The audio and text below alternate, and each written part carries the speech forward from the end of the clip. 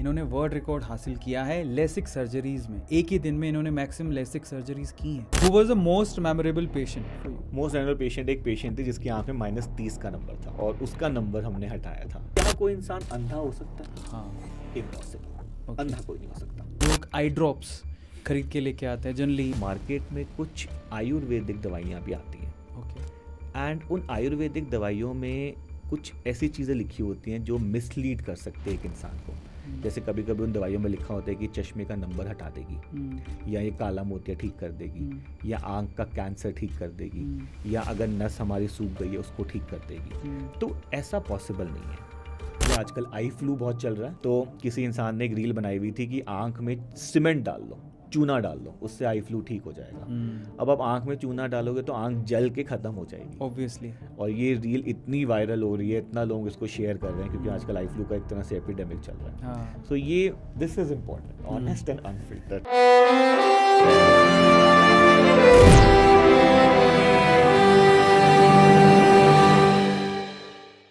सारा दिन मोबाइलों में घुसे रहते हैं, रील्स देखते रहते हैं, शॉर्ट वीडियोस देखते रहते हैं, या यूट्यूब पे वीडियोस देखते रहते हैं, या फिर लैपटॉप में काम करते रहते हैं। हमारा ये रूटीन एक हद तक तो ठीक है, लेकिन एक हद के बाद हमारी बॉडी में किसी एक पार्ट को, स्पेशली हमारी आइज़ को, बहुत ज़्यादा प्रॉब्लम क्रिएट कर रहा होता है। आपको भी लगता है कि आपकी आंखें थकी हुई हैं, डार्क सर्किल हो रहे हैं, या फिर आपको ये महसूस हो रहा है कि अब ज़्यादा दिन अगर यही रूटीन रहा तो आंखों पे चश्मा लग जाएगा, या फिर लगा हुआ चश्मा है तो उस पर नंबर बढ़ने वाला है। तो आज का ये सेशन आपको ज़रूर देखना चाहिए, क्योंकि उसके पीछे का रीज़न ये है कि अगर आप अपनी आंखों को इम्पोर्टेंट नहीं समझते हैं तो मैं आपसे कहूँगा कि एक बार अपनी आंखों पे हाथ रखिए, 5 मिनट तक बंद रखिए उसे, और फिर आपको महसूस हो जाएगा कि आंखें आपके शरीर के लिए कितनी इम्पोर्टेंट है। और अगर अब आपको महसूस हो चुका है तो आज के सेशन में आपको इसका क्योर कैसे करना है और उनको संभाल के कैसे रखना है, ताकि ये जगमगाती ज़िंदगी, ये जगमगाता संसार आपको ऐसे ही हमेशा दिखता रहे। आज हमारे साथ इस सेशन में हैं डॉक्टर राहिल चौधरी, जो आपको स्पेशली किस बारे में बताएंगे, हमारी आंखों को कैसे संभाल के रखें, आई केयर कैसे करें। बिकॉज उन्हें बहुत लंबा एक्सपीरियंस है, उन्हें इतना एक्सपीरियंस है कि वो गिनीज वर्ल्ड रिकॉर्ड होल्डर है to do maximum number of lasik surgeries in a day. और उसके अलावा यूट्यूब पे इनका आई केयर का चैनल भी है जिसका नाम है i7 के नाम से इनका हॉस्पिटल भी है, जहाँ पर ये आपको आई सर्जरीज और आई को केयर कैसे करते हैं उसके बारे में बताते हैं। लेकिन आज के सेशन में आपको इनके हॉस्पिटल नहीं जाना है, क्योंकि इसी पॉडकास्ट में आपको बहुत सारी चीज़ें हम आईज के बारे में डिस्कस करने वाले हैं। तो चलिए इस सेशन को शुरू करते हैं। Please welcome doctor Rahil Chaudhary. Thank you Arvind ji for inviting me to your show and absolute pleasure to be with you. And मैं आपका I am one of the biggest followers of you on YouTube and I must say कि आप बहुत ही अच्छा काम कर रहे हैं, motivating talks and with honest and unfiltered. So I think that is the way to go forward. तो सबसे पहले हम लोग इस एपिसोड का एजेंडा सेट कर लेते हैं। इस एपिसोड में हम किस चीज़ के बारे में बात करने वाले हैं? सिंपली सर का एक्सपीरियंस है। सर एक आई सर्जन है, और स्पेशली अगर मैं आपको बोलूं तो लेसिक सर्जरीज़ में इन्होंने वर्ल्ड रिकॉर्ड हासिल किया है। तो आज का एजेंडा बहुत सिंपल है, आँखें, इनकी केयर कैसे करें। अगर आपकी आंखों पे चश्मा है तो उसे हटाएं कैसे, उसके बारे में बात करेंगे। होम रेमेडीज़ क्या हो सकती हैं जिससे आप अपनी आंखों का केयर कर सकते हैं। सुबह से शाम तक अगर आप लैपटॉप में घुसे रहते हैं, मोबाइल में घुसे रहते हैं, और उससे जो हार्म पहुंचता है उससे कैसे बचें, because precaution is always better than cure. बात शुरू करते हैं हमारे सर से। सबसे पहले तो आपके जो हॉस्पिटल है i7, नाम बड़ा इंटरेस्टिंग है। आई तो समझ में आता है क्योंकि आप आई सर्जन हैं और आई केयर के बारे में बताते हैं, लेकिन ये 7 का क्या सीन है? तो जब मैंने हॉस्पिटल स्टार्ट किया था, I was very young and energetic, so I thought कि अब 7 दिन हम हॉस्पिटल चलाएंगे, I will be there all 7 days. So 7 stands for 7 days open in a week. But then over the time we realized कि 7 दिन खोलना थोड़ा सा इशू आता है, स्टाफ्स को भी इशू आता है, हर बंदा एक दिन का छुट्टी तो डिजर्व करता है हफ्ते में। So then now 7 stands for 7 eye super specialities. तो जैसे हमारी आंख है, ये आंख भी जो है इसको 7 स्पेशलिटीज में हम डिवाइड कर सकते हैं। जैसे कॉर्निया, आंख का शीशा, उसकी अलग स्पेशलिटी है। लेंस का ऑपरेशन करना है, उसकी अलग स्पेशलिटी है। पर्दे का ऑपरेशन है, उसकी अलग स्पेशलिटी है। काला मोतिया ग्लूकोमा, उसकी अलग स्पेशलिटी है। स्क्विंट होता है जिसमें आंखों में भैंगापन होता है, तिरछापन होता है, उसकी अलग स्पेशलिटी है। आंख की एक नस होती है जो आंख को दिमाग से कनेक्ट करती है, उसकी अलग स्पेशलिटी है। बच्चों की अलग स्पेशलिटी है क्योंकि बच्चों की आंखें एडल्ट से अलग होती है। So now the concept is कि एक हॉस्पिटल में सारे सुपर स्पेशलिस्ट आई डॉक्टर्स बैठे हैं। एंड आज की डेट में जो ट्रीटमेंट्स अमेरिका और यूरोप में अवेलेबल हैं, सेम लेवल के ट्रीटमेंट्स हम इंडिया में अब दे पा रहे हैं। So this was the concept behind आई7। आगे आइज पे क्वेश्चन पूछने से पहले इनकी एक बहुत बड़ी अचीवमेंट है, इन्होंने वर्ल्ड रिकॉर्ड हासिल किया है लेसिक सर्जरीज में। एक ही दिन में इन्होंने मैक्सिमम लेसिक सर्जरीज की हैं। लेसिक सर्जरीज क्या है? राइट, इस जनरेशन में हम लोग देख रहे हैं कि लोगों की आंख में चश्मे का नंबर ज्यादा चढ़ रहा है। जैसे आप कंपेयर करें एक प्रीवियस जनरेशन में, तो हम लोग देखते थे सपोज एक क्लास है तो उसमें अपोज 50 लोगों की क्लास है तो 3 या 4 लोगों को चश्मे का नंबर होता था। आज की डेट में आप स्कूल में जाएंगे तो आपको मिलेगा 50 की क्लास है तो 25 से 30 बच्चों की आंख में चश्मा चढ़ा हुआ है। एंड अगर आप ओवरऑल भी देखें वर्ल्ड में, तो अगर आप चाइना की बात करें तो वहां पे करीब 98% लोगों को आंख में चश्मा चढ़ गया है। कोरिया की बात करें 92% लोगों की आंख में चश्मा चढ़ गया है। सिंगापुर की बात करें 88% लोगों की आंख में चश्मा चढ़ गया है। और अब ये जो ट्रेंड है ये धीरे धीरे इंडिया और वेस्टर्न कंट्रीज में फॉलो हो रहा है। एंड इसके पीछे 2-3 कारण जो हैं वो समझ में आ रहे हैं कि सबसे पहला कारण होता है आंख में चश्मे आने का कि जेनेटिक्स, कि अगर हमारे पेरेंट्स या माता पिता की आंख में चश्मा है तो बच्चों की आंख में आ सकता है। लेकिन ये जो सडन ट्रेंड दिख रहा है कि एकदम से बहुत ज़्यादा चश्मा लगना शुरू हो गया, इसके 2 मेन कारण हैं। पहला कारण है over use of mobiles and computers. तो ज़्यादा काम से चश्मे का नंबर चढ़ रहा है और इसमें कोई दो राहें नहीं है। कई सारी रिसर्च और स्टडीज़ में ऐसा मिल गया है कि एक सर्टेन ड्यूरेशन से ज़्यादा अगर आप मोबाइल फ़ोन कंप्यूटर काम करेंगे तो आंख में चश्मे का नंबर चढ़ जाएगा, स्पेशली बच्चों में। एंड सेकंड जो रीज़न दिख रहा है वो है रिड्यूस्ड एक्सपोजर टू सनलाइट। देखिए हमारी जो बॉडी है उसको नेचुरल सन के साथ चलना होता है। आजकल हम लोग क्या कर रहे हैं, ऑफिसेज में विंडोज़ बंद होती हैं, सन एक्सपोजर लोगों का है नहीं। तो ये भी एक बहुत बड़ा रीजन आ रहा है सामने, साइंटिफिक रीजन, कि इससे लोगों की आंख में चश्मे का नंबर चढ़ रहा है। तो अब चश्मे का नंबर चढ़ रहा है और चश्मा आंखों के ऊपर एक प्रोस्थेसिस है, तो बहुत सारे लोग इसको पहनना नहीं चाहते। तो मैं देखता हूँ कई सारे लोग आंखों में कॉन्टैक्ट लेंसेज लगाना शुरू कर देते हैं। लेकिन कॉन्टैक्ट लेंस हमारी आंखों के लिए बहुत ही डेंजरस चीज़ है, क्योंकि कॉन्टैक्ट लेंस की हाइजीन बहुत अच्छे से लोग मेंटेन कर नहीं पाते।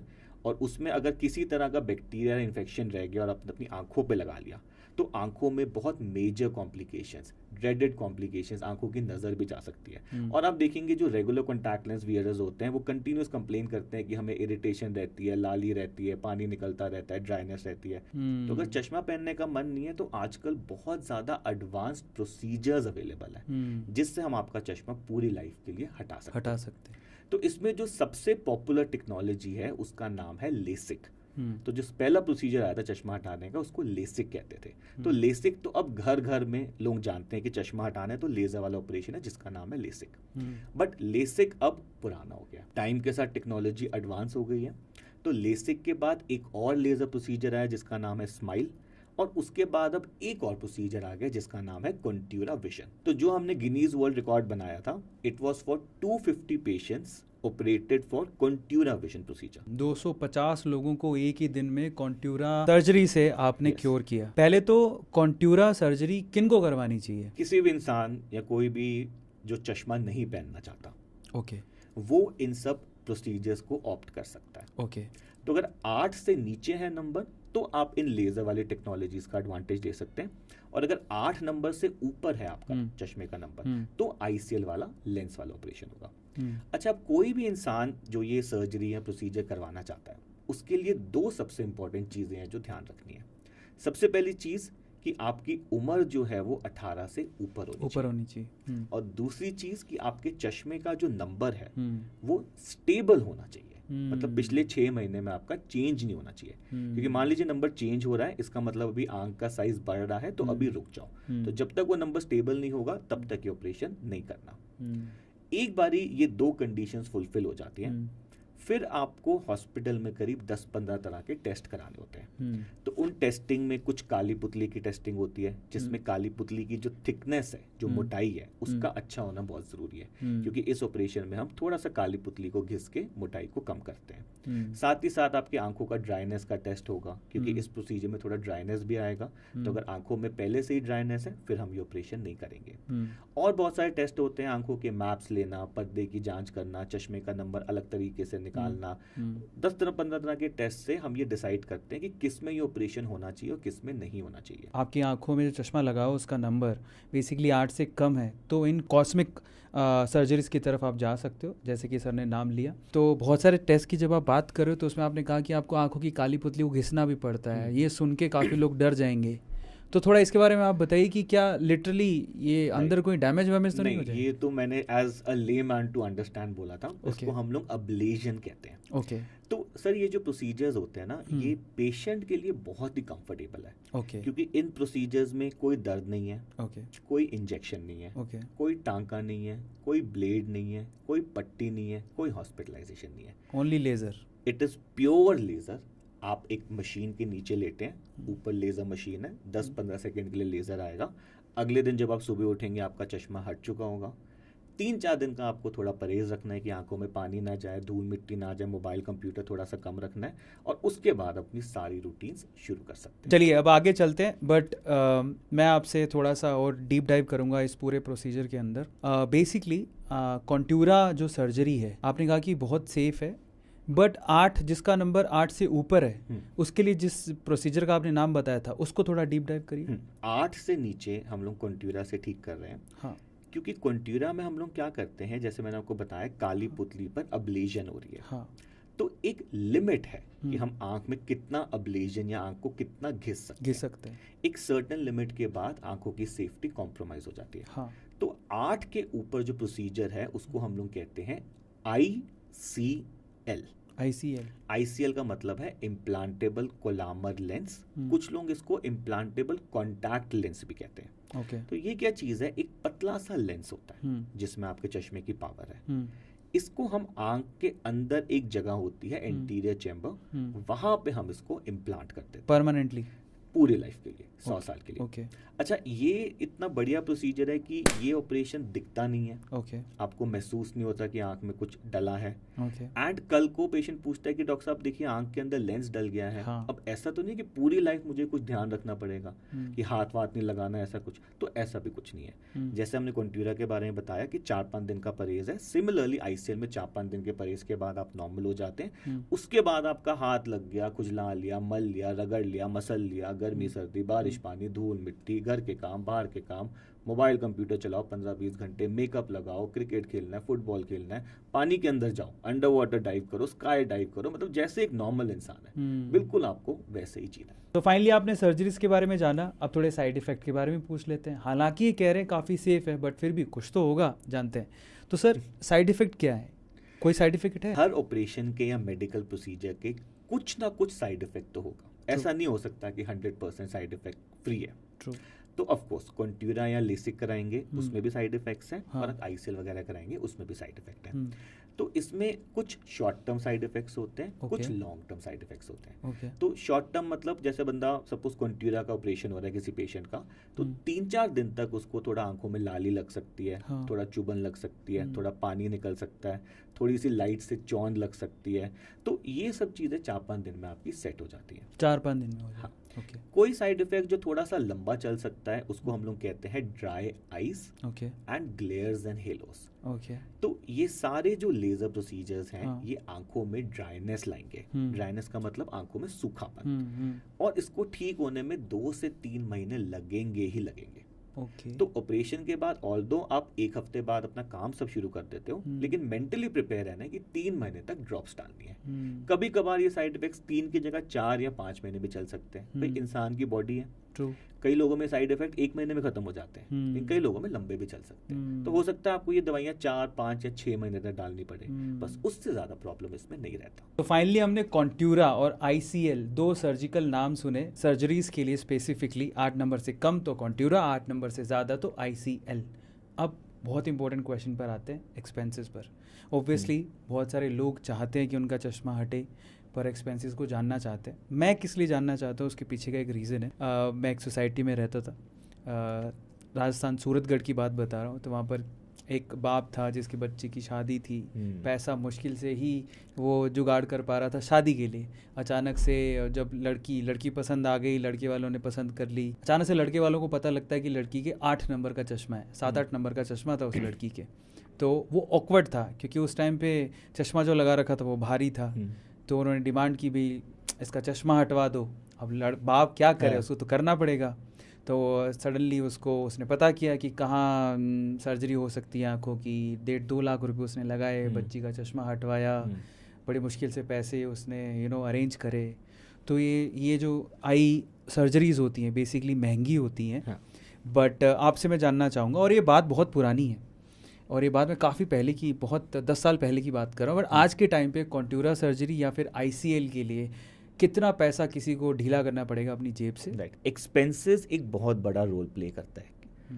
एंड प्रॉब्लम ये है सर कि ये जो सर्जरी, जैसे मैंने आपको बताया, कॉस्मेटिक है।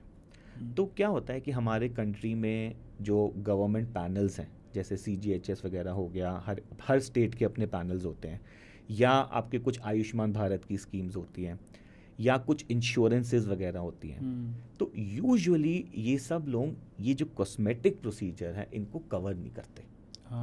वो कहते हैं ये बीमारी नहीं है, ये तो आप ऑपरेशन इसलिए करवा रहे हैं क्योंकि आपको अच्छा दिखना है, कन्वीनियंस के लिए। तो बहुत ज़्यादा एक्सटर्नल सपोर्ट आपको इसमें नहीं मिलती। यूजुअली इंसान को अपना खुद का पैसा ही खर्च करना पड़ता है। True.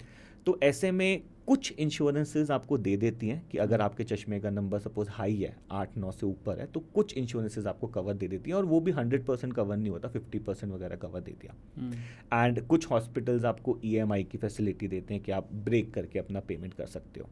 बट मेन प्रॉब्लम जो आ रही है वो ये आ रही है कि ये जो सारी टेक्नोलॉजीज़ हैं ये ज़्यादातर प्राइवेट हॉस्पिटल्स में लगी है। गवर्नमेंट में अगर हम बात करें तो आप एम्स को छोड़ दीजिए, उसके अलावा मेजॉरिटी गवर्नमेंट हॉस्पिटल्स में ये मशीनें अवेलेबल ही नहीं है। तो हर इंसान को प्राइवेट में जाना पड़ता है, और प्राइवेट में तो वैसे ही खर्चा ज़्यादा होता है। तो अगर अब कोई कॉन्टूरा से चश्मा हटाने का प्लान कर रहा है तो उसको प्रिपेयर रहना चाहिए कि लाख रुपए का खर्चा हो जाएगा। तो लाख रुपए में आपका ऑलमोस्ट पूरा हो जाता है कि ऑपरेशन भी हो गया, दवाइयाँ भी हो गई, ट्रीटमेंट्स वगैरह सारी कंफर्टेबली हो जाती है। अगर हम ICL की बात करें तो ICL जो है सर ये एक कस्टमाइज्ड लेंस है। मतलब ये जो है आपके आंख के नाप के हिसाब से बनेगा। तो एक ICL जो आपके लिए बनेगा वो बस आपकी आंख में डल सकता है और किसी और की आंख में नहीं डल सकता। तो ये बहुत कस्टमाइजेशन चाहिए होती है। एंड ये जो ICL है ये इम्पोर्टेड प्रोडक्ट है, एक स्टार कंपनी है स्विट्जरलैंड की, वो बनाती है। तो क्योंकि कस्टमाइजेशन है और इम्पोर्टेड प्रोडक्ट है तो ICL की कॉस्ट और ज़्यादा हो जाती है। तो अगर कॉन्टूरा की लाख रुपए पड़ती है दोनों आंखों की, तो ICL की करीब 1,70,000 रुपए कॉस्ट आती है। तो महंगे ऑपरेशन है, मतलब बहुत चीप नहीं है। बट हाँ, इसमें लेसिक वाला जो सर्जरी है वो आजकल बहुत सस्ती हो गई, क्योंकि लेसिक हो गया 25-30 साल पुराना। तो वो करीब 25-30 हज़ार में आप करा सकते हैं। बट अब जब से कॉन्टूरा आया तो कोई भी अपनी आंखों के साथ कॉम्प्रोमाइज़ नहीं करना चाहता। वो सबके मन में ये होता है कि यार ऑपरेशन लाइफ में एक बार कराना है। सही बात, इसमें कोई कॉम्प्रोमाइज़ नहीं, बाकी हर चीज़ में कॉम्प्रोमाइज़ हो जाएगा, कपड़ों में कर लो, मोबाइल में कर लो। But they always prefer, even anybody हमेशा वो कॉन्टूरा की प्रेफरेंस रखते हैं, बिकॉज वो कहते हैं भाई आंखों के साथ कोई पंगा नहीं। तो अगर आपको इंस्टेंटली चश्मा हटाना है तो कॉन्टूरा या फिर ICL की तरफ जा सकते हो। लेकिन अगर आपको लगता है कि ठीक है कम नंबर है, अब इसके ऊपर बात भी कर लेते हैं हम लोग, कम नंबर है, मतलब मान लो किसी का आधा नंबर है, 0.25 है या 0.5 है, तो ऐसे लोगों को क्या सर्जरी कराने की ज़रूरत है? सर किसी की आंख में 0.25 का नंबर है तो उसको तो बहुत ज़्यादा फ़र्क ही नहीं पड़ता। अगर वो बिना चश्मे के भी घूमेंगे तो काफ़ी क्लैरिटी रहेगा, और चश्मा पहन लेंगे तो ऑफकोर्स इन्हांस क्लैरिटी मिलेगा। लेकिन ऐसे में लोगों को मैं ये देखता हूँ कि भाई बिना चश्मे के दिख रहे हैं तो वो चश्मा छोड़ ही देते हैं पहनना। और हमें ये भी समझना है कि अगर आपकी आंख में चश्मे का नंबर है और आप चश्मा नहीं पहन रहे हो तो ये बढ़ता जाएगा। तो आधा नंबर भी हो, it is advisable that you where glasses. Myths बहुत फैले हुए हैं आजकल, रील बहुत चल रहे हैं। रील में आजकल क्या है कि ना, जो डॉक्टर की डिग्री नहीं भी है या फिर डॉक्टरी से नहीं भी करी है वो भी डॉक्टर बना हुआ है। अभी मैंने एक रील देखा कि आजकल आई फ्लू बहुत चल रहा है। हाँ, किसी इंसान ने एक रील बनाई हुई थी कि आंख में सीमेंट डाल लो चूना डाल लो, उससे आई फ्लू ठीक हो जाएगा। अब आप आंख में चूना डालोगे तो आंख जल के खत्म हो जाएगी ऑब्वियसली। और ये रील इतनी वायरल हो रही है, इतना लोग इसको शेयर कर रहे हैं क्योंकि आजकल आई फ्लू का एक तरह से एपिडेमिक चल रहा है। सो ये this is important, honest and unfiltered, this is the most important. नहीं, बट सही जानकारी पहुंचना भी ज़रूरी है और डॉक्टर हमारे साथ है तो पूछ ही लेते हैं। तो सबसे पहले इसी के बारे में बात कर लेते हैं। दिल्ली में, आप दिल्ली से ही हैं, तो दिल्ली में ये बहुत ज़्यादा फैल रहा है आई फ्लू, इसके बारे में बताइए। होम रेमेडी क्या है? कोई होम रेमेडी नहीं है। ओके। एंड होम रेमेडी ज़बरदस्ती नहीं करनी। ओके। मैं कितने सारे लोगों को देखता हूँ आई फ्लू शुरू हो गया, वो आंख में घी डालना शुरू कर देते हैं, दूध डालना शुरू कर देते हैं, कुछ लोग गुलाब जल डाल लेते हैं, कुछ लोग शहद डाल लेते हैं। ये सब चीज़ें आपकी आंखों को ख़राब करेंगी। ओके। देखिए, हमारी आंखों का ऊपर वाले ने मैकेनिज्म ही ऐसा बनाया है कि वो अपने आप को खुद ही साफ रखती है। ओके। हमारी आंखों में जो आंसू हैं उसमें खुद में ही एंटीबैक्टीरियल प्रॉपर्टीज़ हैं, तो आपको एक्स्ट्रा कुछ नहीं डालना। बट हाँ, आई फ्लू में अगर एडवांस हो गई है इन्फेक्शन तो आपको एंटीबायोटिक, स्टेरॉयड वगैरह ड्रॉप्स की ज़रूरत पड़ेगी। तो एक डॉक्टर से कंसल्ट करके डालिए, क्योंकि कितनी बार मैं ऐसा देखता हूँ पेशेंट्स को आई फ्लू शुरू हुआ, वो किसी भी फार्मेसी या केमिस्ट की दुकान पे चले जाते हैं एंड वो बोलते हैं भाई आई फ्लू कोई नई चीज़ तो है नहीं, वो कहते हैं भाई हमें दवाई दे दो, आई फ्लू हो रहा है। एंड यूजुअली वो केमिस्ट उसको एंटीबायोटिक, स्टेरॉयड, डेक्सामेथासोन वगैरह दे देता है और उससे ये प्रॉब्लम और बढ़ जाती है। तो वन मैसेज फॉर ऑडियंसेस कि आपको अपनी आंखों का ऐसा कोई स्पेशल ध्यान नहीं रखना। ये सब चीज़ें जो हम डाल देते हैं आंखों में, इनका कोई फ़ायदा नहीं, आंखें साफ़ रहती हैं। और कोई प्रॉब्लम अगर होती है तो एक डॉक्टर से मिलकर आप इलाज कराएं तो बेटर है, क्योंकि ये जो सेल्फ ट्रीटमेंट, सेल्फ मेडिकेशन शुरू हो गया ना, रील्स देख ली, डाल लिया कुछ भी, फार्मेसी में गए कुछ भी डाल लिया, इससे और ज़्यादा हार्म हो रहा है। अच्छा, फिर मैं ऐसा देखता हूँ कुछ लोगों की आदत होती है कि वो सुबह उठ के आंखों में छपके मारते हैं पानी के, फिर वो मारते ही रहते हैं। 2-3 घंटे बाद फिर धो ली आंखें, फिर 2-3 घंटे बाद फिर धो ली आंखें, छपके मार लिया। ये भी बहुत ख़राब आदत है, क्योंकि उनको ऐसा लगता है कि हम आंखें धो रहे हैं तो आंखें साफ़ हो रही हैं, लेकिन आपको छपके मारने से आप अपनी आंखों के नेचुरल ऑयल्स जो हैं उनको वॉश ऑफ कर देते हैं, तो आंखों में ड्राइनेस की प्रॉब्लम आ सकती है। ओके। अच्छा, फिर मैं देखता हूँ कि सपोज़ किसी इंसान की नज़र कम हो रही है, तो लोगों ने सुना होता है भाई हरी सब्जियाँ खा लो, गाजर खा लो, आंवला खा लो।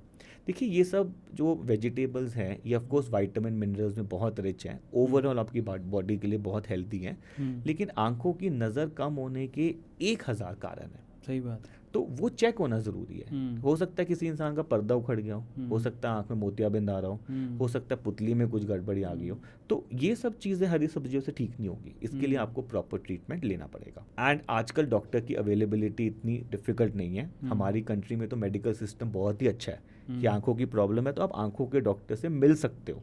कभी आप अमेरिका में, कनाडा में जाओ तो आंखों की प्रॉब्लम आंखों के डॉक्टर से नहीं मिल सकते आप। पहले आप एक जनरल डॉक्टर को दिखाओगे, वो देखेगा अच्छा आंख की प्रॉब्लम है, फिर वो एक आंखों के डॉक्टर को रेफर करेगा, उससे आपको 2-3 हफ्ते वेट करना है, फिर वो आंखों के डॉक्टर को लगता है कि यार ये तो सुपर स्पेशलिस्ट के पास जाना है, फिर वो सुपर स्पेशलिस्ट को रेफर करेगा।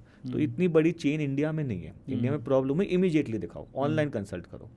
फिर भी लोगों की थोड़ी अवेयरनेस कम है एंड लोग इस तरह के नुस्खे अपनाते हैं और अपना सेल्फ हार्म कर लेते हैं। कई लोगों के चश्मा है, लेकिन कई लोग सेफली अपनी आंखों को रखे हुए हैं, लेकिन फिर भी खतरा तो बना ही रहता है। कभी ना कभी किसी न किसी दिन मोबाइल की वजह से या लैपटॉप की वजह से, में भी हो सकता है आई फ्लू की वजह से या एक्सटर्नल रीज़न की वजह से चश्मा चढ़ जाए। आम जिंदगी में एक आम इंसान है, उनको किन किन चीज़ों का ध्यान रखना चाहिए? कुछ ऐसी चीज़ें हैं कि हम चश्मे का नंबर चढ़ने से रोक सकते हैं। हाँ। स्पेशली बच्चों में अगर पेरेंट्स ध्यान रखें कि 2 से 3 घंटे मोबाइल फ़ोन का एक्सपोजर ना हो, या 2 से 3 घंटे बच्चे आउटडोर पार्टिसिपेट करें।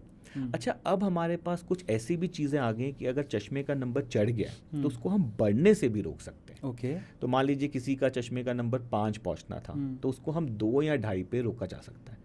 तो उसको हम लोग कहते हैं मायोपिया कंट्रोल। तो उसमें कुछ सर्टेन तरह के लेंसेज यूज़ होते हैं, सर्टेन तरह के चश्मे यूज़ होते हैं, कुछ सर्टेन तरह की दवाइयाँ जैसे एट्रोपिन वगैरह यूज़ होता है, और कुछ आपको सर्टेन हैबिट्स में चेंज करा जाता है, और चश्मे का नंबर बढ़ने से काफ़ी हद तक रोका जा सकता है। तो चलो मैं कुछ होम रेमेडीज़ को लिस्ट आउट करता हूँ, आप बताना वो फ़ायदेमंद है या नहीं है।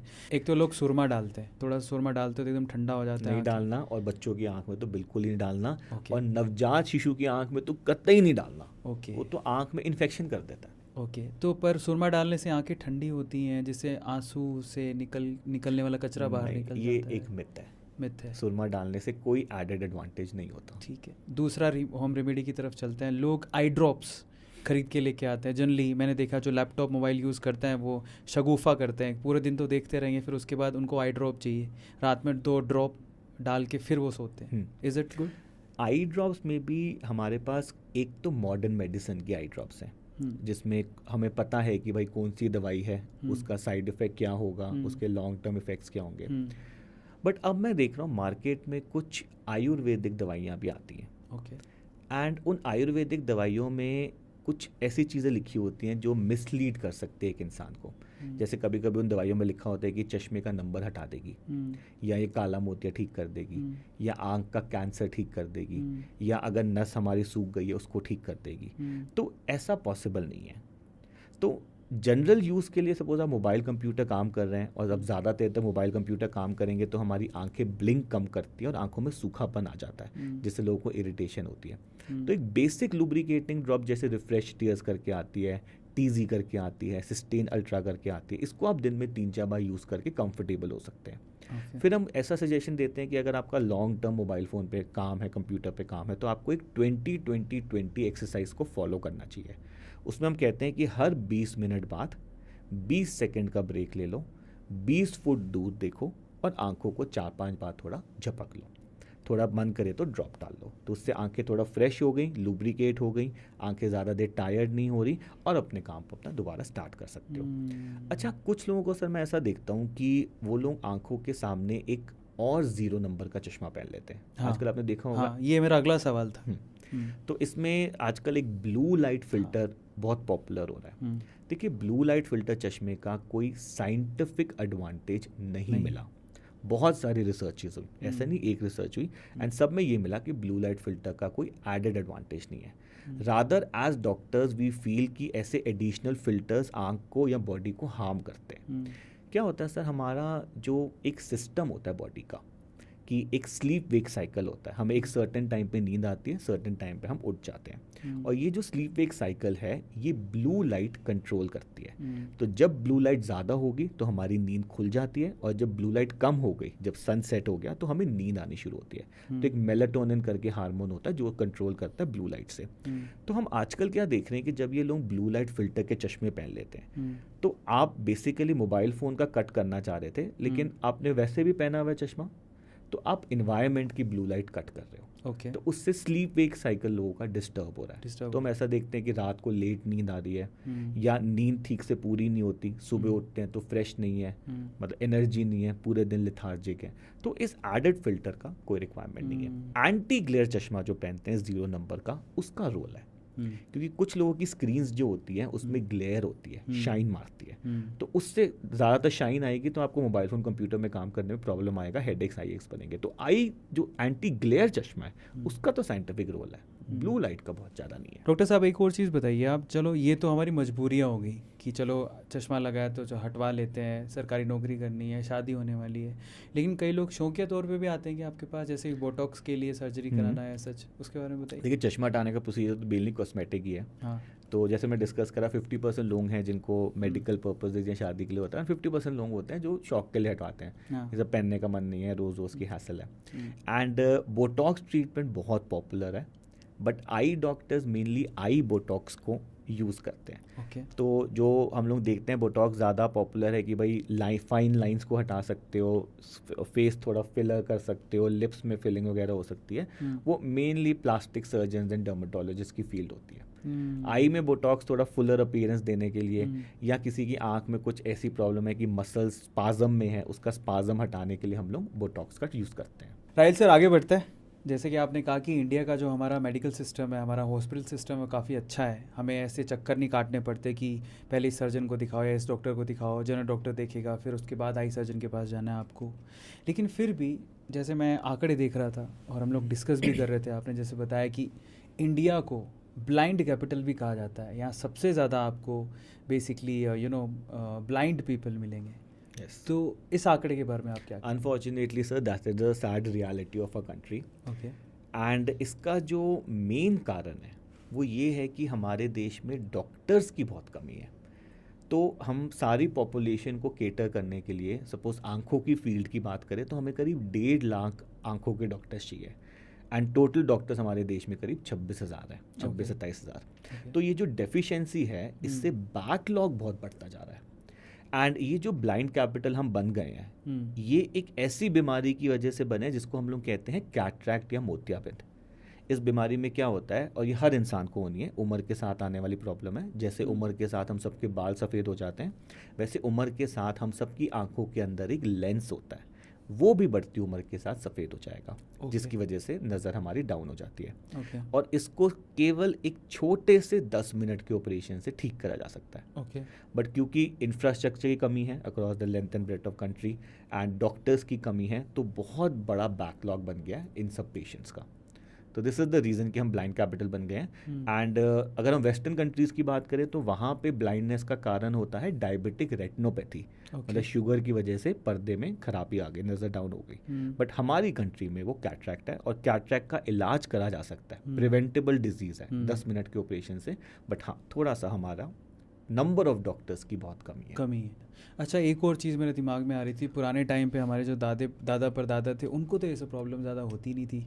आजकल ये जो कंजम्पटिवाइटिस से लेके, मोतियाबिंद से लेके, आंखों का ये डार्क सर्किल से लेके बहुत प्रॉब्लम्स आजकल आई की फेस कर रहे हैं। आपको क्या लगता है कि लाइफस्टाइल में ऐसा पहले लाइफ प्योर होती थी, अच्छा घी खाते थे, एडल्ट्रेटेड खाना नहीं होता था, मोबाइल कंप्यूटर हमारी लाइफ में नहीं थे, धूप में निकलते थे, आउटडोर एक्टिविटीज़ में पार्टिसिपेट करते थे, हेल्दी खाना खाते थे, तो बीमारियां कम होती थी। अब गंद मचा हुआ है, पूरे दिन मोबाइल पे इंसान लगा हुआ है, बॉडी का ध्यान नहीं रखना, इतने सारे एडल्ट्रेशन चीज़ें आ रही है, किसी में कोई मिलावट, किसी में कोई मिलावट, तो वो भी तो ओवरऑल आपकी बॉडी को उतना ही हार्म कर रही हैं। तो जितनी सारी चीज़ें बढ़ती जा रही हैं उतनी ये बीमारियाँ बढ़ती जा रही हैं। तो फाइनली अगर मैं कोई पूछूँ कि आम इंसान है जिसको आपका पॉडकास्ट सुनने के बाद उसको लगता है अभी तो मेरी आंखें ठीक हैं और क्या पता आगे खुदा ना खास्ता कुछ हो जाए, तो आप 3 ऐसी एडवाइसेस क्या देंगे जो घर पे वो हमेशा केयर करे उस चीज़ की? एक तो सेल्फ मेडिकेट नहीं करना। ऐसा नहीं करना कि कोई प्रॉब्लम हुई तो किसी भी जगह से दवाई ले ली, या कोई यूट्यूब पे या रील देख के दवाई डाल ली। कोई भी ऐसी चीज़ हो जहाँ पे आपको लग रहा है मेरी आंखें नॉर्मल नहीं है, एक बार ही अपने डॉक्टर से मिल लो। एंड कुछ माइलस्टोन्स होते हैं जहाँ पे आंखों को चेक करना थोड़ा ज़रूरी होता है। देखिए, वैसे तो हम कहते हैं कि हर इंसान को हर साल एक बार करानी चाहिए, पर इतना कोई आता नहीं है, किसी के पास टाइम नहीं होता। तो हम कह रहे हैं कुछ ऐसे माइलस्टोन्स हैं, एटलीस्ट इस टाइम तो करा लो। जैसे जब बच्चा नया नवजात शिशु है, अभी पैदा हुआ है, तो कितनी सारी आंखों की बीमारियां हैं, अगर एट बर्थ डायग्नोज नहीं हुई तो पूरी लाइफ उस बच्चे की नज़र ख़राब हो जाएगी। तो पैदा होते एक बारी चेक होना है, एक बारी बच्चे की उम्र 5-6 साल हो जाए तब चेक करना ज़रूरी है, एक बारी 18-19 की साल पूरी हो जाए जब आंखों की ग्रोथ पूरी हो गई है तब चेक करना ज़रूरी है। फिर ऐसी कई सारी बीमारियां हैं जो 40-45 साल के बाद लगती है, जैसे प्रेस बायोपिया हो गया, काले मोतिया की प्रॉब्लम हो गई। तो किसी के फैमिली में अगर हिस्ट्री है काले मोतिया की तो 40-45 साल में उसको अपनी आंखों का चेकअप वगैरह कराना शुरू कर देना चाहिए। डायबिटीज़ की प्रॉब्लम है तो उन पेशेंट्स को तो साल में एक बार कराना ही चाहिए, क्योंकि डायबिटीज़ का असर अगर पर्दे में आ गया तो नज़र बहुत डाउन हो जाती है। तो अगर इतने भी माइलस्टोन्स आप फॉलो कर लेंगे ना, तो ओवरऑल आपकी जो है आईज़ में कभी प्रॉब्लम नहीं आनी चाहिए। अच्छा, फाइनली अगर मैं आपसे पूछूं, आपने क्योंकि बहुत सारे काफ़ी टाइम से आप काम कर रहे हो, बहुत सारे लोगों को आपने ट्रीट किया है, कभी किसी सेलेब को ट्रीट किया आपने? बहुत सारे सेलिब्रिटीज़ आते हैं but I can't name them because we have a disclosure agreement कि पेशेंट्स की डिटेल्स हम पब्लिक प्लेटफॉर्म पे नहीं बता सकते। But I can tell you very big celebrities, अच्छा, and well known politicians, well known actors, they come to get their eyes operated. मैंने ये भी सुना है कि सोनू सूद, वो स्टोरी सर कुछ ऐसी है जो भी आपने शेयर करी थी कि जैसे लड़की की शादी नहीं हो रही थी। तो ऑलमोस्ट सिमिलर सी स्टोरी थी कि एक गाँव की लड़की थी जिसकी आंख में अच्छा खासा 7-8 का नंबर था, एंड बस वही प्रॉब्लम थी कि शादी हो नहीं रही, एंड चश्मा अगर वो हटा ले तो 8 नंबर का चश्मा अगर आप हटा लो तो कुछ भी नहीं दिखेगा, और पहन लो तो पहले लोग चिढ़ाएंगे भाई डबल बैटरी चश्मिश, और शादी भी नहीं हो रही।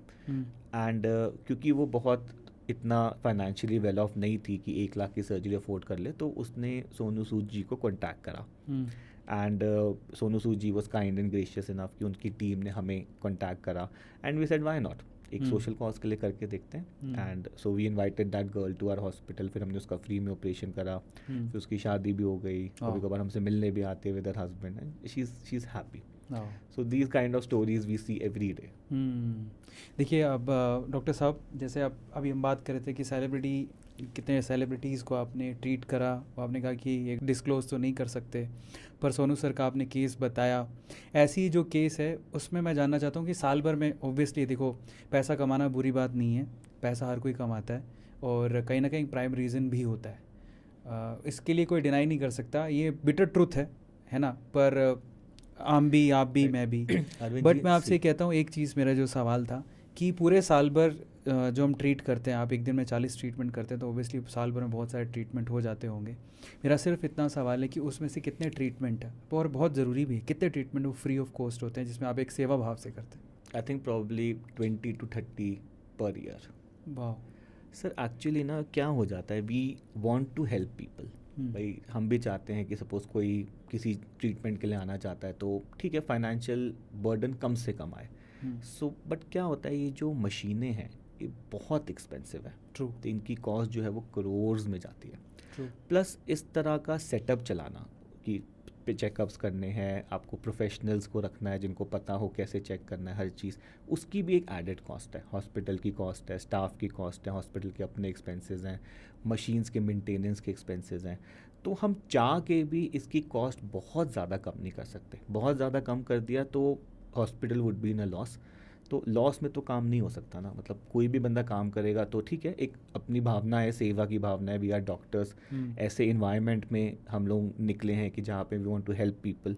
जैसे हम लोग कैटरैक्ट के जो ऑपरेशन हैं मोतियाबिंद के, ये हर हफ्ते हम करीब 20-25 लोगों के फ्री करते हैं। तो हर हफ्ते हमारा कैंप लगता है, वहाँ पे पेशेंट्स आते हैं, उनका फ्री में ट्रीटमेंट होता है। बट ये कॉस्मेटिक सर्जरी को फ्री करना बहुत एक लिमिट आ जाती है उसमें। तो some people of course we want to help, but बहुत ज़्यादा इसमें हम हेल्प नहीं कर पाते बिकॉज इसके अपने एक्सपेंसेस जो हैं बहुत ज़्यादा है। तो पिक क्या कहती है, जिसमें पहली पिक्चर हम आपको दिखाने वाले हैं, ये मेरे भी फेवरेट है, बड़े प्यार से बात करते हैं। खान सर की फ़ोटो है। हाँ। एंड ये पटना की फ़ोटो है जब मैं खान सर से मिलने गया था। एंड पटना में हमारी एक आई डॉक्टर्स की कॉन्फ्रेंस थी, तो मैंने कहा चलो इसी बहाने सर से मिलाते हैं। एक्चुअली खान सर से मिलने का मन इसलिए था क्योंकि पटना बिहार से बहुत सारे स्टूडेंट्स आते हैं जो एसएससी, जेडी, सीपीओ, डिफेंस वगैरह इन सब की तैयारी कर रहे होते हैं। उनकी आंख में चश्मा चढ़ा होता है। तो वो आते थे और वो मुझे बताते थे खान सर के बारे में। तो इसी तरह से फिर मैंने खान सर की वीडियोज़ वगैरह देखनी शुरू करी। And very intelligent and very sweet person. तो फिर हमने फ़ोन करा कि सर आपके बहुत सारे स्टूडेंट्स आते हैं, एक बारी मैं आपसे भी मिलना चाहता हूँ, वेरी इंस्पायर्ड। तो इस जेंटलमैन, उन्होंने बोला एनी टाइम यार, कभी भी आके मिलो। सो ये उनकी ऑफिस की फ़ोटो है। दूसरी इंटरेस्टिंग फ़ोटो लग रही है जिसमें आप भी मुझे दिखाई दे रहे हैं, ये फ़ोटो। राइट, ये फ़ोटो है जब हम गए थे अफ्रीका। ओके। तो अफ्रीका में एक कंट्री है जिसका नाम है गाम्बिया। वहाँ पे हेल्थ फैसिलिटीज़ बिल्कुल ज़ीरो है एक तरह से। सो हम लोग वहाँ पे गए थे और वहाँ पे हमने इनके साथ, गवर्नमेंट के साथ मिलके वहाँ पे ऑप्थेल्मोलॉजी या आई का जो हॉस्पिटल है उसको स्टार्ट किया था। So I was a consultant to the embassy of Gambia. तो वो हमको यहाँ से ले गए थे और फिर वहाँ पे कौन सी मशीन लगनी है, कैसे हॉस्पिटल सेट करना है, कैसे कैसे ट्रीटमेंट्स होती हैं। तो वहाँ पे करीब 20-25 दिन थे और वहाँ के डॉक्टर्स को या पैरामेडिक्स को ट्रेन करके आए थे। तो ये जो आप देखेंगे ये सारी मिनिस्ट्री की फ़ोटोज़ हैं, ये गाम्बिया के सारे मिनिस्टर्स हैं एंड उनके साथ एक फ़ोटो है वहाँ की। पर मैं सरप्राइज्ड हूँ कि ये सारे सूटेड बूटेड लग रहे हैं, लेकिन मेडिकल फैसिलिटीज़ वहाँ पर आप बता रहे हैं ज़ीरो है। नहीं, सूट तो सब पहन ही लेते हैं, सूट में क्या है। मेडिकल फैसिलिटीज़ जो आई ट्रीटमेंट्स है ना, उसके लिए बहुत, उसके लिए इंफ्रा नहीं है, बेसिक फैसिलिटीज़ भी नहीं है। तो मतलब आँख में कोई प्रॉब्लम होगी तो या तो आप उस कंट्री को छोड़ के दूसरी कंट्री में जाओ इलाज कराने, या बस आप ऐसे ही बैठे रहो। सो जब ये पहला अपना बना रहे थे वहाँ पे, they were making a full fledged unit for eye, so they invited us for consultation. तो ये वहाँ की फ़ोटो है। अगली फ़ोटो में मेरे फेवरेट पॉलिटिशियन है मनोज जी के साथ फ़ोटो है। एंड मनोज जी ने हमारी हेल्प करी थी कैंप्स ऑर्गेनाइज करने में। तो जैसे मैं आपसे बात कर रहा था कि हम फ्री कैंप्स ऑर्गेनाइज करते हैं, तो सर का बहुत सपोर्ट था और इनके साथ भी हमने काफ़ी सारे फ्री कैंप्स ऑर्गेनाइज करके बहुत सारे पेशेंट्स का फ्री में ट्रीटमेंट करा। एंड उसके लिए बहुत सारा स्पॉन्सरशिप जो है वो सर की साइड से आया था। फाइनली ये था हमारा पिक क्या कहती है राउंड। अब हम चलते हैं आगे जिसका नाम है rapid fire. First question, Who was the most memorable patient for you? I think most memorable patient था मेरा जिसका -30 का नंबर था, एक लड़की का। और वो जी नहीं पा रही थी लाइफ को, और उसका जब चश्मा हटाना तो मतलब उसकी लाइफ का यू टर्न हो गया। वो कह रही थी कि भाई इतना तो मैं कभी देख ही नहीं पाई जितना मैं देख पा रही हूँ। So it was a very emotional story I had. What's your best quality? I think मेरी बेस्ट क्वालिटी ये होगी कि जब मैं ऑपरेशन करने बैठता हूँ ना, तो मैं उसमें इतना इन्वॉल्व हो जाता हूँ कि मैं कभी थक ही नहीं सकता वो करके। तो दैट इज आई यू से ना 40 ऑपरेशन एक दिन में कैसे कर लिया, बिकॉज जब मैं ऑपरेशन करने बैठता हूँ तो मेरे को डबल एनर्जी आती है उसको करते हुए। तभी रात के 3-3 बजे तक करता रहता हूँ, I am full of energy. Who is your all time favourite doctor? All time favourite doctor? Oh my mother and my father. Amazing. पापा भी डॉक्टर है, मेरे मदर भी डॉक्टर है। पापा तो मेरे आई सर्जन है, हम्म। उन्हीं से मेरी को इंस्पिरेशन मिली है। And my mother is a physician. What's your specific goal? 10,000 लोगों को एम्प्लॉयमेंट देना चाहता हूँ amazing. In my hospital. What's your favourite movie? I love watching horror movies. Okay. तो कंज्यूरिंग है या बहुत सारी हॉन्टेड मूवीज़ जो वो देखी थी। और ऐसा हॉरर मूवी के साथ एक इंसिडेंट भी हुआ था कि एक मूवी बनी थी नैना करके। हाँ। उसमें ये दिखाया गया था कि जैसे हम आई डोनेशन की बात कर रहे थे, तो किसी ने अपनी आंखों का दान करा और दूसरे इंसान की आंख पे लगाया गया। और जिस इंसान की आंख में ऑपरेशन हुआ, अब उसको आत्मा वगैरह दिखनी शुरू हो गई, जिस इंसान से डोनेट किया गया था। तो आई थिंक ये मैं लोगों के मन में मिथ क्लियर करना चाहता हूँ कि आई डोनेशन एक बहुत ही नोबल चीज़ है। आई डोनेशन से आप दूसरे इंसान को नज़र दे पाते हैं। और प्लीज़ इन सुपरस्टिशन से दूर रहिए। एक साइंटिफिक चीज़ है। ऐसा नहीं है कि आप अपनी आंखों का दान कर देंगे तो अगले जन्म में अंधे पैदा हो जाएंगे, या ऊपर जाएंगे तो ऊपर वाला एक्सेप्ट नहीं करेगा कि भाई ये तो आंखें ही नहीं है। ऐसा कुछ नहीं है। तो साइंटिफिक चीज़ है, आंखों का दान करना चाहिए और इन सब फालतू की बातों से हमें दूर रहना चाहिए। Your celebrity crush? Sunny Leone. But why I say that is because I think उसका बहुत परसेप्शन अलग है हमारे कंट्री में, because she is looked at as an adult entertainer. But कभी आप उनके इंटरव्यूज वगैरह सुनोगे ना, so you realise she is a very intelligent and a sorted person. So I think she is a mixture of beauty with brains, I would say that. Next question. Are you good at thinking out of the box? I don't know. I think that's the world to decide. Baki, I'm the only eye doctor who has 1 million subscribers on YouTube. So I've been doing all these videos. I'm the only eye doctor in India who drives the Lamborghini. And I'm the only eye doctor who has the Guinness World Record. I think I'm doing something out of the box with other people are not doing. Mercedes or Lamborghini? I have Mercedes also, I have Lamborghini also. तो Mercedes Lamborghini का कोई comparison नहीं है. They're two different cars. But if you ask me Mercedes or BMW, then I would always say Mercedes. Because बचपन से वो देखते हैं ना सितारा, वो छपा हुआ है माइंड में. तो हर बंदे की एक वो होती है कि यार किसी दिन Mercedes चलाएंगे. Money or happiness? You need both actually. Finally Rahil sir से पूछते सेशन के कुछ आखिरी सवाल. सर, इतने सारे पेशेंट्स आपने ट्रीट किए हैं, तो उनमें से कुछ लाजवाब एक्सपीरियंस भी रहे होंगे जिसकी ज़िंदगी आपने बदली होगी, आपके ट्रीटमेंट की वजह से बदली होगी. एक बड़ा फनी इंसिडेंट हुआ था कि मेरे पास एक कपल आया एंड जस्ट हनीमून से वापस आया. और उनकी प्रॉब्लम ये थी कि सर हम लोग गए दुबई, हमें वहाँ पे करना था under water dive, sky dive. पर दोनों की आंख में मोटा मोटा चश्मा. अरे बाप. अरे वो हटाया ना, हम वो कर पाए ना ये कर पाए. तो अब हम चाहते हैं वहाँ चश्मा हटाओ ताकि हम दोबारा अपने हनीमून पे जाएं और प्रॉपर्ली उसको एंजॉय करके आएं. तो फिर so that was one of the stories. मतलब पेशेंट हट गया, हटा लिया अपना. Then they went for their second honeymoon. अच्छा, कभी ऐसा, ये तो वंडरफुल एक्सपीरियंसेस है. कभी बहुत कभी इमोशनल एक्सपीरियंसेस हो जाते हैं कि पेशेंट को पता ही नहीं था कि आंखों का इलाज हो भी सकता है. एंड किसी तरह वो मेरी यूट्यूब वीडियो पे पहुंच गया. और उसने कुछ देखा वेखा या उसकी फैमिली ने दिखाया कि उसको पता लगा कि अरे यार मैं इतने सालों से जी रहा था ऐसे, मेरे को तो पता नहीं था कि इसका इलाज हो सकता है. और वो फिर गांव से उड़ के दिल्ली आके अपना उसने ट्रीटमेंट कराया. सो एक ना ये अवेयरनेस भी बहुत हो रही है इससे. मतलब अभी ना बहुत लोगों को पता नहीं है कि क्या चीज़ें ठीक हो सकती हैं क्या नहीं हो सकती. मतलब किसी की आंख खराब हो, किसी ने बगल में बोल दिया कि भाई इसका कोई इलाज ही नहीं है, उस डिलेमा में रह गया, वो कभी ट्रीटमेंट ही नहीं करा पाया. तो इस यूट्यूब चैनल से मैं ये देखा है कि लोगों की बहुत ज़्यादा अवेयरनेस हो रही है. मतलब इवन एक जो कोई ऐसा इंसान जिसको पता भी नहीं था, वो भी अब अपना सुपर स्पेशलिटी ट्रीटमेंट करा रहा है. तो फाइनली अगर आपको ये पॉडकास्ट देखने के बाद कोई रीच आउट करना चाहे तो उसके 3 ऐसे रिसोर्सेज क्या होने चाहिए, मतलब वो इजीली आपको रीच आउट सिंपल है. कॉल कर सकते हो हॉस्पिटल में. हॉस्पिटल का मेल आईडी है. And of most welcome to come and meet me. क्योंकि अल्टीमेटली देखिए टेली कंसल्टेशन पे, वीडियो कंसल्टेशन पे एक लिमिट तक हम गाइडेंस दे सकते हैं. अल्टीमेटली डॉक्टर को पेशेंट को फिजिकली देखना ही पड़ेगा अगर पूरा ट्रीटमेंट करना है तो. I7 का इनका हॉस्पिटल है. मैंने अभी सर से पूछा कहाँ पर है, लाजपत नगर में है. तो I7 लाजपत नगर आप ढूंढो, आपको एड्रेस मिल जाएगा. और वहाँ पर तो मतलब we have 7 hospitals in Delhi, सारे आंखों के ही हॉस्पिटल्स हैं. But I am in Lajpat Nagar, मैं वहाँ पे बैठता हूँ. मैं खुद बहुत इंस्पायर हूँ आपकी जर्नी को देख के. लिटरली ये बहुत बड़ी बात है कि आपने, मतलब आपने और आपकी टीम ने स्पेसिफिकली एक वर्ल्ड रिकॉर्ड बनाया. एक ही दिन में आपने इतने सारे ऑपरेशंस करे, इतने सारे लोगों की आंखों को आप ठीक कर रहे हैं, उनको रोशनी दे रहे हैं, देखने का मौका दे रहे हैं. संसार बहुत खूबसूरत है. लेकिन उसके बावजूद भी, इतना एक्सपीरियंस लेने के बाद भी, अगर मैं आपसे पूछूं, क्योंकि इतनी यंग एज में आप 31 साल के हैं और आप कब से कर रहे हैं डॉक्टरी? 4 to 5 years. उसके पहले आपने MBBS और MS भी किया. 18 I started, है ना. तो बहुत बड़ी बात है.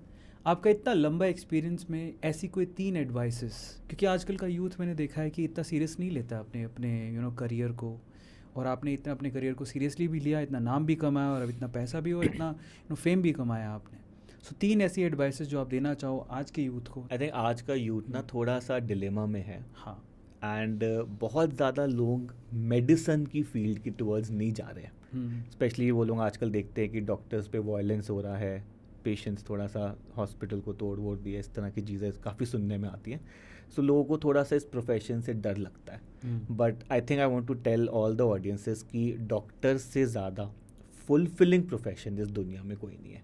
ट्रू। आई थिंक हम सारे काम तो करते ही हैं, हम सबको काम करना है, but most of the people I see कि काम कर रहे हैं, फ्रस्ट्रेटेड हैं, या उस काम को एंजॉय नहीं कर रहे, बस मजबूरी में कर रहे हैं क्योंकि पैसा कमाना है।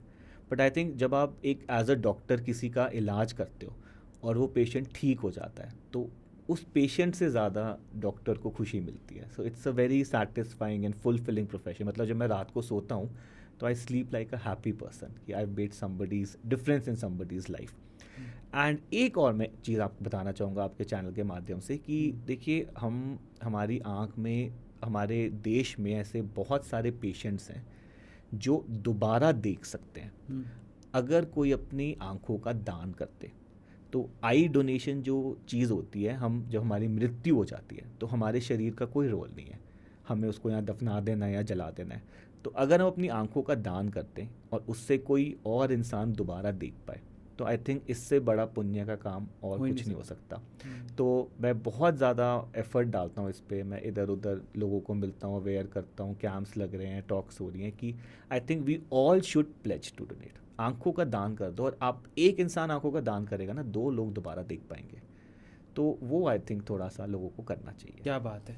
सो फाइनली इतने अच्छे पॉजिटिव नोट और पॉजिटिव मैसेज से इस सेशन का एंड हो रहा है। मैं तो बहुत खुश हूँ, और मैं आप लोगों से फिर से सर की तरह रिक्वेस्ट करना चाहूँगा कि, और मैं भी खुद भी कोशिश करूँगा, इसके लिए कोई प्लस साइन होता है, ऐसे कुछ होता है? एक प्रोसेस है कि आप अपने आप को रजिस्टर भी करा सकते हो अपने आई बैंक में। लेकिन अगर आपने मान लीजिए रजिस्टर नहीं भी कराया, तो अपने फैमिली वालों को बोल दीजिए कि जब मेरी डेथ होगी एक बार किसी डॉक्टर को आई बैंक से बुला लेना और मेरी आंखों का दान करा देना। और आई बैंक की facility all over India available है, बड़े हॉस्पिटल्स में तो सब में ही होता है। बस एक फ़ोन कॉल की देरी है कि किसी की डेथ हुई है, उसने फ़ोन कर दिया ना, तो 2 लोगों को रोशनी और मिल जाएगी। अमेजिंग, बहुत सारी नॉलेजेबल चीज़ें जानने को मिली। और मैं आप लोगों से फिर से कहूँगा, अगर आप डॉक्टर राहिल चौधरी जी से कंसल्टेशन चाहते हैं तो डिस्क्रिप्शन बॉक्स जाके चेक करो। उनसे मिलना चाहते हैं तो दिल्ली जाओ, उनसे मिल के आओ। इनका यूट्यूब पे भी एक चैनल है, बहुत ही अमेजिंग चैनल है, और वहाँ पर नॉलेजेबल चीज़ें आई केयर के बारे में, आई सर्जरी के बारे में डालते ही रहते हैं। वहाँ पर 1 मिलियन सब्सक्राइबर होने वाले हैं, by the grace of God, है ना। और मैं चाहता हूँ कि इस पॉडकास्ट के ज़रिए आप जब इनको देख रहे हो तो इनके चैनल को सब्सक्राइब करो, ताकि ये अच्छी चीज़ें और डॉक्टर सर के जो नॉलेज है बेसिकली वो दुनिया तक पहुँचे। So do subscribe the channel of doctor Rahil Chaudhary, और इसी तरह से अच्छी चीज़ों को फैलाते रहो, खुश रहो, आबाद रहो, और अच्छी दुनिया को अपनी अच्छी अच्छी आंखों से देखते रहो। Thank you so much. Do share, subscribe and like. Good night.